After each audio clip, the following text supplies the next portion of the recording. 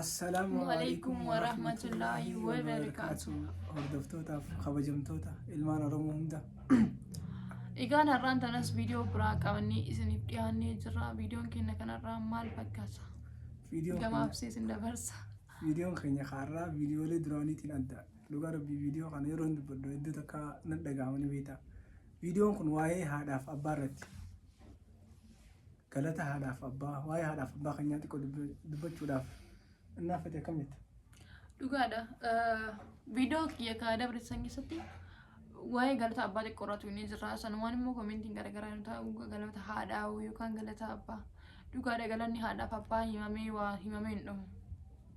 Yeroo hedduu koomentii san dubbisanii galata haadhaa dubbadhaa jettanii wanta jettan. Anillee galata haadhaatiin dubbachuu dhufe fatiin immoo galata abbaa itti aansee dubbadha. Maaliif galata abbaa yoomiyyuu galata haadhaaf abbaa yoomiyyuu hin dhumu waan ta'eef. Kanaafuu waliinillee dorgomaan jiru yoo barbaannes waliin dorgomna. Innaa an waa'ee haadhaa irratti narraan ture waan tokko filamisiin jira. Durarratti haadha jechuun karaa addunyaa kanaan dhufne haadha ni beekta. Sirriidha addunyaa kana keessatti maal jechuun qilleensa addunyaa kana arguudhaafu haadha keessaa baatee beekta. Yeroo jalqabaatti yeroo ati garaa seentee ji'a sadirraa jalqabee waan adda addaa si qunnama. Sirriidha. Kana obsitee hanga bakka ati ulfina itti taate tokkotti garaa keessaa jechuudha.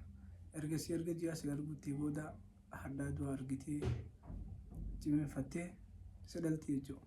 Erga sidhaltee akkasitti sin dhiistu hanga dhumaa hanga ati guddattu. Yeroo ati guddattu san waan hedduutu mudataan. Fakkeenyaaf amma yeroo ati harmeen okoo godhattee wanta ilmoo ofii okarra godhattee ilmoon yoo irraa wanta jette xinnoo irraa sossootee jechuudha. Ni rifatte hedduu takka bakka. Sirriidha yeroo duude kanarra hidhattee hidhaan sun laalla'u jira xiqqoorraa siif galeemi. Daa'imni irruma jira rifaatuun isii yeroo tasaa rifaattu irratti ani hin beeku abbu seenaa duraan tokko keessaa akkaan dhagee yoo ta'e haadha zabana nabiin kennan sallallahu alaihi wasallam akkasuma fakkaata. Haadha isaa dugdatti baatee hajji geesse. Hajji keessee haanda godhee nabii birra dhaqee sallallahu alaihi wasallam yaa nabii anaadhati akkanatti dugdatti baadheetiin hajji geesseeti haqatii maaltu irratti hafennaani haqni isii suni ka gaafa isiin daa'imaa ati si baattee hidhaan dugdaa isiin si baatte laaffatee isiin rifaatu gaafa isiin rifatte san sanuu gahuu hin danda'u jedhaniin. Hangana takka haqa haadhaa jechuun. Haqa haadhaa jechuun waan guddaadha ni beektaa. Haqa haadhaa dubbannee illee fixuu hin dandeenyu. Guyyaa hedduullee yoo qabna irratti himni. Sirriidha. Haadhaa dubbanna. Seenaa takkaatu jira waan ni beektaa. Daa'ima ture. Isaa daa'ima harmee isaa gaafachuu ture. Yeroon guddadde yeroon nama guddaa ta'e giiftii maal naa kennitaa takkaa kannaa akkam naaf kennitaa jechuu ni ture. Yeroo kana ilma kiyya guddadhu yeroo guddatteen kannaa keessiif kannaa yeroo saniin sitti argisiisaa jettan. Innaa guddatee erguma guddate kana booda dhukkubsate. Dhukkubsatee of wallaalee mana hakimaa geessanii mana hakimaa yeroo geessan onneen isaa akka bakka onneen isaa miidhaa qabduu fi yeroo waa xiqqoo booda yoo onneen hin laalamneef akka du'u itti himanii jechuudha. Innaa harka qalleeyyii turan faamilii numaan qaban turan dirqama isaa baraaruudhaaf waan tokko godhu qaban turan. San booda akkasitti torbee lama booda yeroo fayyee kee gammadee fayyaa ofirratti argee harmee isaatti himuuf fiigaa gara harmee isaa yaamaa gara dooktaraa deeme. Dooktarri harmeen mana jirti. Kana fiigaa gara manaa galee harmee koo jechaa yeroo gara manaa galu ciisicha sii seenee sireerraa waraqaa takka argee jechuudha. Waraqaa saniin fuudhee yeroo dubbisu waraqaa maal jettee ni beektaa? Ilma koo gaafa xiqqaa san kannaa na gaafattee turte. Kannaa sanillee siif kanneen jira kannaa addunyaa kanarraa ittiin qaalii kan ati jiraachaa jirtu onnee kootiin. Kanaafuu ilma koo kannaa ati naan jette san sii kanneen jira jiruu bareedduu akka jiraattuun barbaadaa jettee waraqaa irra barreessiteef jechuudha. Innaa harmee jechuun nama ofii du'ee si jiraachisuu jechuudha ni beektaa. Sirriidha. Isiin maal goote bakka sanitti addunyaa kanarraa lubbuu isiirra akka inni jiraatu filatte. Addunyaa kanarraa nam tokko ofirra sin jaalatu ni beektaa. Nama lubbuu ofii jaalata malee jaalalli hundinuu hin jira garuu namni lubbuu ofirras jaalatu harmee malee hin jiru beektaa. Sirriidha. Namni ofii du'ee si jiraachisu. harmee qofa. Amma yeroo tokko tokko in argamu namni harmeetti jallatee namni harmee isaa yeroo biyyaa deemallee dagatu kan yeroo biyya jirullee harmee isaa kana inuma jira namni adda addaa beektaa. Garuu harmeen kanaan hin maltu beektaa. Sirriidha. Haati ta'e yoo ati biyyaa baate isin maallaqaa miti kan sirra feetu qabeenyaa miti kan isin sirra feetu ati nagaa ta'uu kee dhaga'uu barbaaddi. Nagaa rabbii kan ibsan ati bilbiltee irratti qara'u ijaan si argu galee ijaan si arguu san barbaaddi. Yoo ati biyya hin jiraatin nama rakkataa arguu dandeetti nama sadaqaa kadhatu arguu dandeetti. Maaliif yeroo san mucaan kiyya rakkataa jira jetti yeroo san sadaqaa sanis ni baafatti. Akkasumas wantoota garaagaraa nama rakkataa beelaa fi waa hedduu arguu dandeetti. Innilleen akkas jira jettee hangas takka yaaduu dandeetti. Haadha jechuun garaa isii keessaa baatee gimmaasha qaama cinaa qaama isiiti.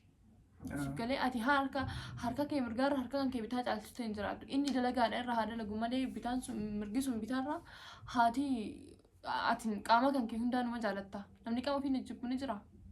Haadha jechuun hangas takka. Waan haadhaa yoo dubbanne irraa umriin keenya guutuu osoo dubbannee waan fixnutti fakkaatu garuu. Wanni aadaan dhumu yoomillee. Na yeroo hedduu gaaffii na gaafatamani beektaa.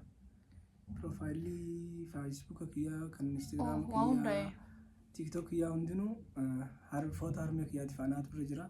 Yeroo hedduu na gaafatan. Ammallee ergaan irra godhee ji'a 7-8 jira takka jireen beeku. Innaa maaliif hin jijjiirre jee namoota na gaafatuutu jira. Asumaan deebisaa kan nuufi barbaada.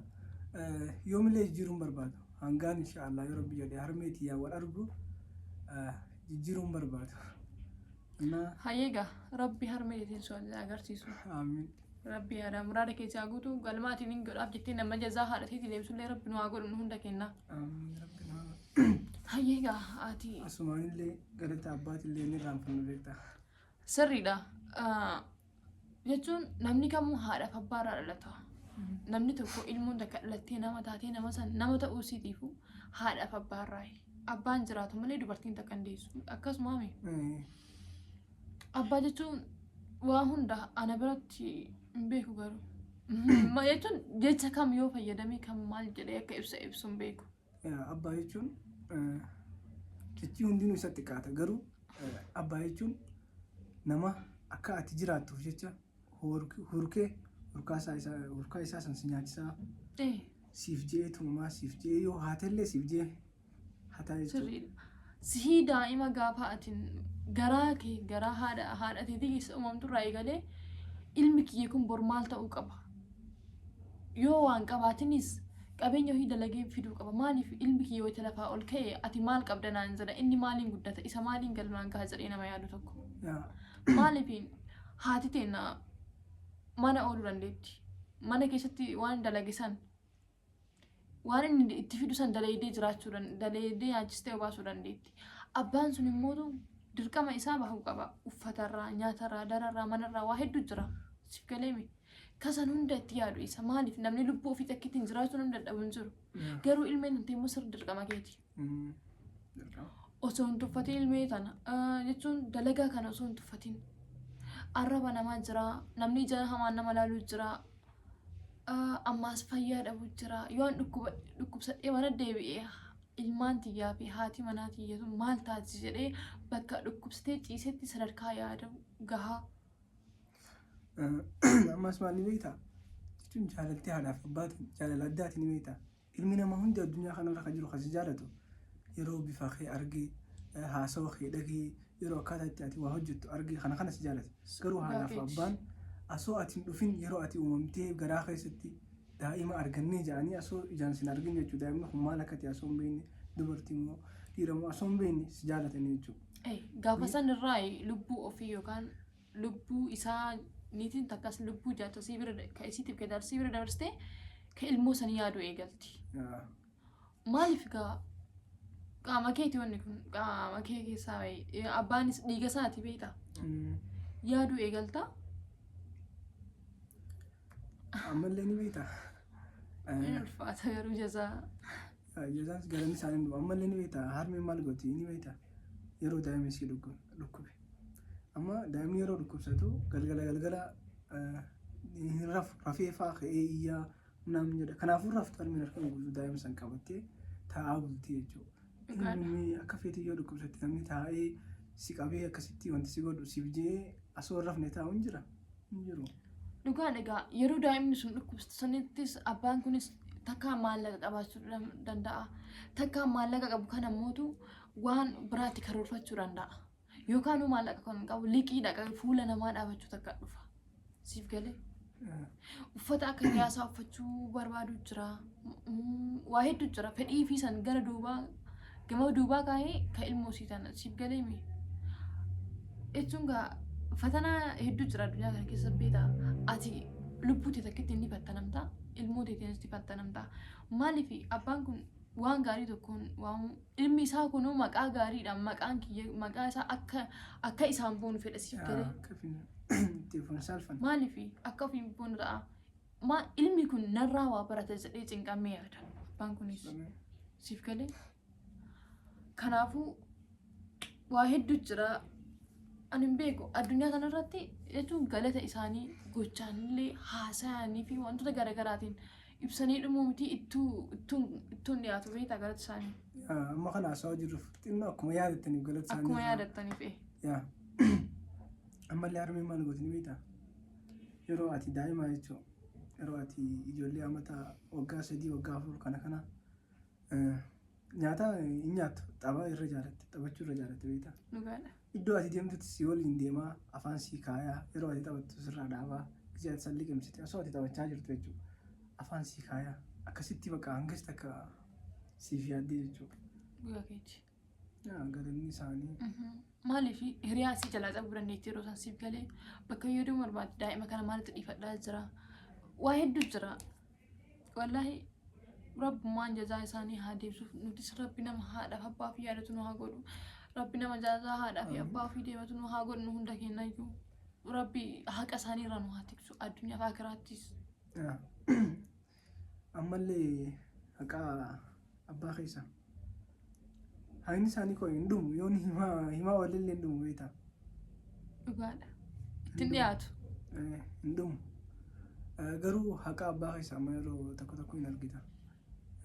Ilmi namaa tokko daa'imman irraa guddatee baratee bakka tokko gahee of danda'u qaba beektaa. Isaan garuu yeroo ati guddachaa jirtu kana waan fiicharii keetiif si ta'a ilmoon koo kana ta'uu qabaa jedhanii abbaan tokko amma hin jira yoo waa qabaate abbaan hundumtu yoo waa qabaate siif godha garuu abbaan tokko kan waa qabu ilma isaaf jechuudha. Waan inni itti silaa itti hojjechuu qabu bitee fi cinaan hojjechiisaa barumsaas barsiisaa hin jira. Maqaa. Akkasumas ilma kiyya naa qajeeli salaatii baradhu nyaadhu dhugiin sun maaliif isa fayyadu ati nyaachuu of miidhaa beektaa. Salaatus akiraa san hanga umriin kan kee ijoollummaa keessaa faatutti irratti si dirquun dirqama abbaa keetiiti. San booda dhiisuun si itti gaafatama malee fuula rabbiitti namaa miti. Jechuun abbaa sanii miti. Siif galee miti. Garuu seenaa hijira duraa nama naaf himee maal akka ta'e beektaa? Abbaan isaanii ni salaata. Ni salaata ganama kana mana tokko keessa ruumii garaagaraa kana bulan. Akkana hulaa tuttumee ka'e subiin ga'e salaanni subii ga'e ka'e salaati jedhaan. Yeroo kana hayyee salaata jedhee ala bahee bishaan gannaqa. Abbaan salaataa jira. Bishaan gannaqee dhufee gad deebi'ee kumbula yookaan birdilibsi jala ciisee qara'a. Maaliif sodaa abbaatii malee bakka sanii sodaa rabbiitii miti. Hedduu takka nama ajaa'ibsa. Namni bishaan gabbee anan dhagee dhufee ciisee qara'a. Waa hedduu. Innaa garinni haadhaaf abbaa yoomillee taanaan hin dhumu. Mee asumaan waan gabaabaa tokko haadhaaf abbaan jennu. Dhaamsaa nuufis isiniifis ta'a. Walaloo tokko haadhaaf abbaaf gabaabaa tokko hajjachuu barbaannu jira. Egaan gaa walaloo kana qaamaaf qalbii keessan osoo as keettanii nuti qaastanii iddoo kanatti tola. Maasoo olma keessa akkuma reebsanitti ta'ee gadhu. Hayyee. galata abbaa. Abbii koo yaa abbii haqaa qabdanarraa nan laffaatee ati ana harmeen qabne xiqqishaa daa'imaa addaan hin baranne gaariidhaa fi hamaa addaan hin baranne gaariidhaa fi hamaa. Galata harmee ummii tiyyaa yaatan dhalte beeleytee dheebottee naaf jecha rakkattee jiruu tiyyaaf jettee dhamaatee bifatee bareeddullee anarratti fitattee ummiyee bar waan hedduu naaf taate ummiyee bar waan hedduu naaf taate. Madrasaan aneexee ulaagaa naaf guuttee akkaan an baradhuuf hedduu nan laffaatee dalagaan tuffatamtee osoo arrafamtuu tumamtee dhiitamtuu galma koo arguudhaaf hawwiidhaan ciccituu akkamiin sammuun koo nagaan haa baratu akkamiin sammuun koo nagaan haa baratu. Sirraa fagaadhee hedduun jiraadhee fuula kee arguufillee rakkadhee maammiyyee siyaadaatumaan jiraadha ammas numaan obsa silaahuu baradhee ammas numaan obsa silaahuu baradhee. Hawwii ta'e dhugoomsuuf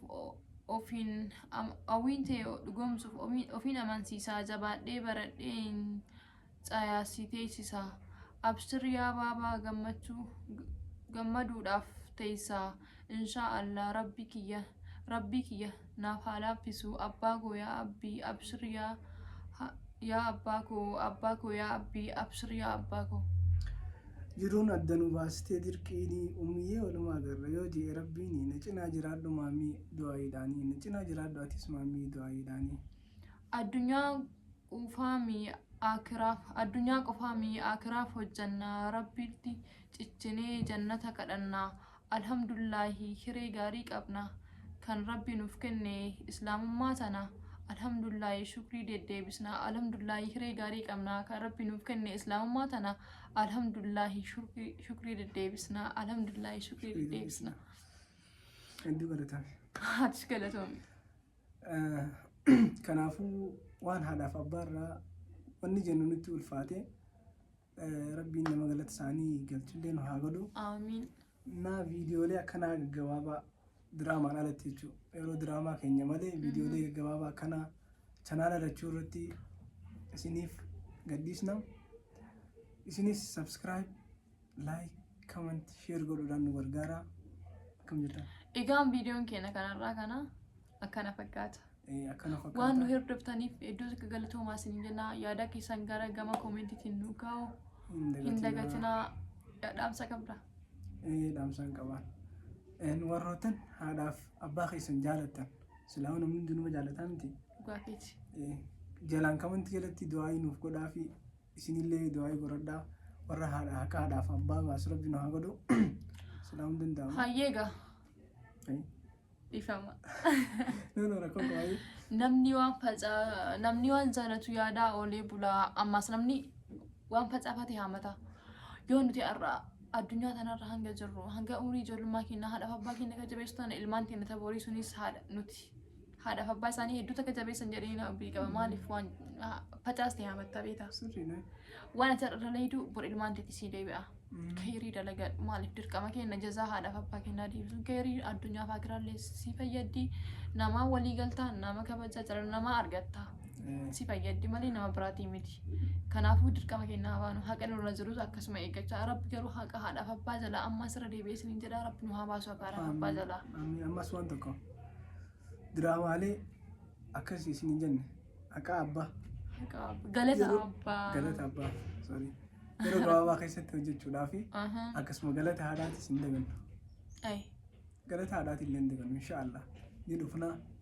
Nu egaa garuu isin biraa jajjabina feena. Jajjabina mooraalii feena. Like, share, subscribe godhuudhaan yeroo hunda nu bira. Godhaa please.